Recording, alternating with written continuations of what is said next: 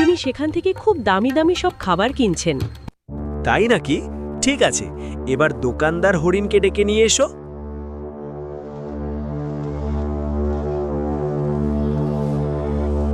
হরিণ, বলো তো শেয়াল তোমার দোকানে কেন আসে? সে কি কেনে? মহারাজ, শেয়াল ভাই ইদানিং নিয়মিত আমার দোকানে আসছেন। তিনি খুব দামি দামি খাবার কিনছেন। একদিন কৌতূহলবশত আমি জিজ্ঞেস করেছিলাম, কি শিয়াল ভাই, হঠাৎ বড়লোক হয়ে গেলেন নাকি? এত টাকা কোথায় পেলেন? মামা লটারিতে অনেক টাকা পেয়েছে, সেই লটারির টাকা থেকেই মামা আমাকে কিছু ভাগ দিয়েছে। আচ্ছা, লটারির টাকা।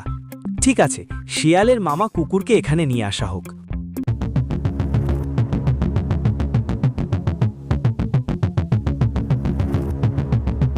কুকুর, তুমি কি সম্প্রতি কোনো লটারিতে টাকা জিতেছ?